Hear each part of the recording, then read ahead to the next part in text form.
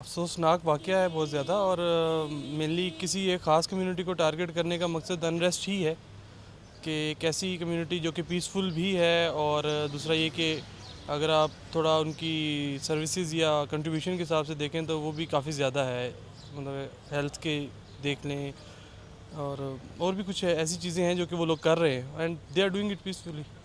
तो उसको टारगेट करने का मकसद यही है कि आप कभी किसी एक सेक्ट को, कभी दूसरे को, कभी तीसरे को, तो मकसद यही है कि अनरेस्ट हो। There is no other agenda. और इसमें मतलब ये कि किसी के ऊपर भी हो, ये नहीं कि मुसलमान है या हिंदू है या सिख है, कोई भी है, ये जो भी चीज़ है ये गलत है, क्योंकि ना इसमें हमारे इस्लाम में कहीं पे भी इस चीज़ की कोई गुंजाइश नहीं है। मतलब ये सिर्फ गवर्नमेंट के काम नहीं है कि इसमें वही कुछ करें, हम लोगों की बड़ी रिस्पॉन्सिबिलिटी बनती है। कोई भी अच्छा माशरा को बनाने के लिए जो आम पब्लिक रहने वाली है ना, उनके ऊपर बड़ा डिपेंड करता है। अगर हम लोग एक तैयार कर लें कि अपने इर्द गिर्द के जितने भी लोग हैं उन पे नज़र रखें किसी की एक्टिविटीज़ ऐसी हो, तो इस चीज़ से हम लोग काफ़ी जो है इसमें कमी पा सकते हैं।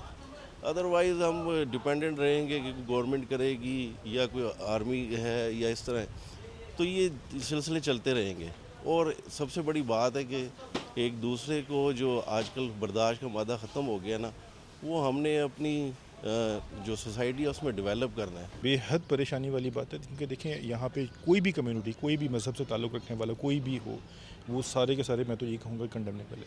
अब यहाँ पे जितने भी कम्युनिटी के लोग हैं सबको ही तहफ़्फ़ुज़ नहीं है, तो फिर यहाँ पे कोई क्या करेगा? कोई भी अपनी एक्टिविटीज़ है, कोई भी यहाँ पे परफ़ॉर्म नहीं कर सकता। चाहे वो बिज़नेस से रिलेटेड एक्टिविटीज़ हो, चाहे वो जॉब प्रोटेक्शन है, किसी की भी कोई चीज़ यहाँ पे सेफ़ नहीं है।